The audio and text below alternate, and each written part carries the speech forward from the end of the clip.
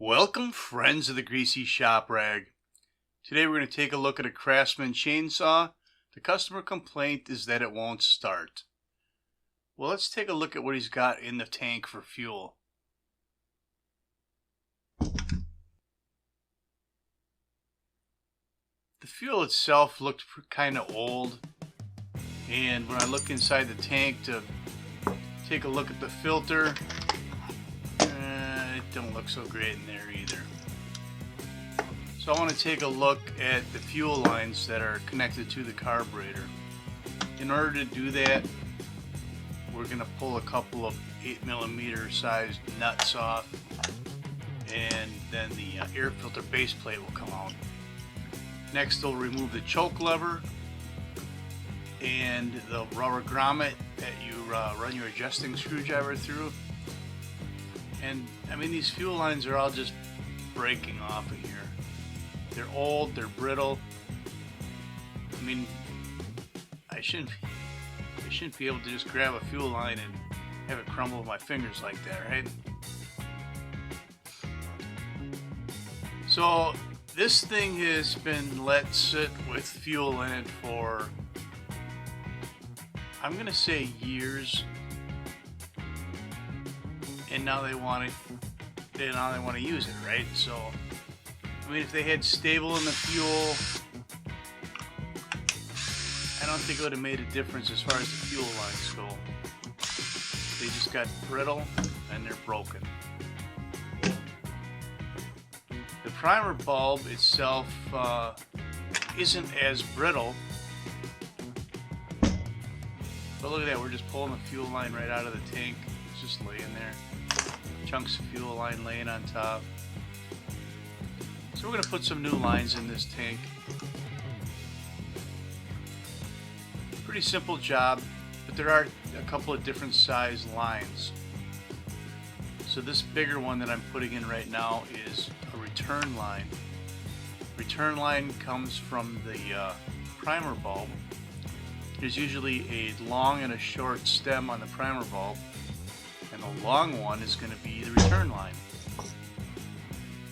So we'll trace this back to the long stem on the primer bulb and cut it to length.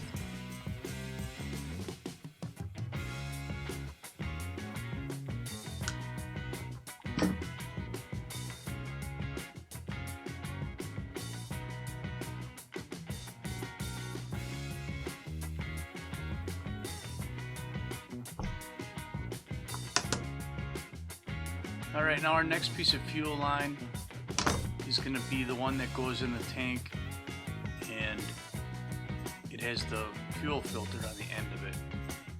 So we'll push that down through the hole in the top of the tank, and then we're going to have to reach through the filler opening on the tank to try and grab that line and pull it through.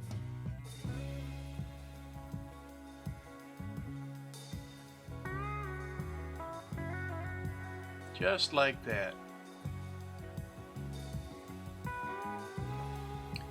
I always like to flush cut the end of the line somewhere above the point where I grabbed it with the pliers, because there's a fair chance that the pliers has pinched the line, or at least created a weak spot where a hole might start. So make sure you got enough slack in that fuel line so that the filter lays flat on the bottom of the tank. Now this line, oh look at that, we're putting a new carburetor on it. This line is going to run to the carburetor. And when I ordered a new carb, it came with a new air filter base plate. And if you look at the picture there, that lever on the top of the handle is for setting the fast idle. And one picture had it, one picture didn't. And they're telling me that if you have that style of handle, that you should use the new base plate. And you can see right here, there's a difference in it. There's a recess in the one on the left to fit the new carburetor. Apparently it must just be a little bit different style. And if you look at the linkage on the side here. It is designed a little bit different, but the holes in the linkage all land in the right spots. So we'll give it a try. That short line that I'm putting on the carburetor right now is going to run to the short stem on the primer bulb.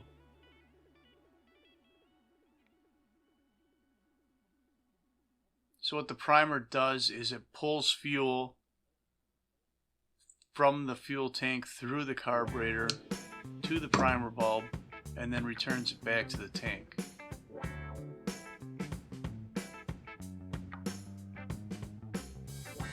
So we've cut our fuel line to length and we're pushing it on the short stem of the primer bulb.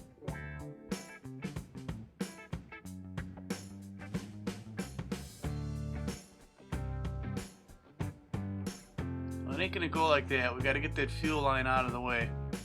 Make sure we're not pinching it, sandwiching it between the carb and the intake boot. And now that the carburetor is in place, we can cut the line with the fuel filter on the end of it. We can cut that to length. And just route it so that it doesn't land inside that choke and throttle linkage. Now our blue choke lever is going in place. And we're just checking the throttle function there. Seems to work good. Okay, now we're going to put the boot on the carburetor that your adjustment tools pass through. And then our new air filter base plate and the two 8mm sized nuts. Get them tightened down. Our starter goes back on.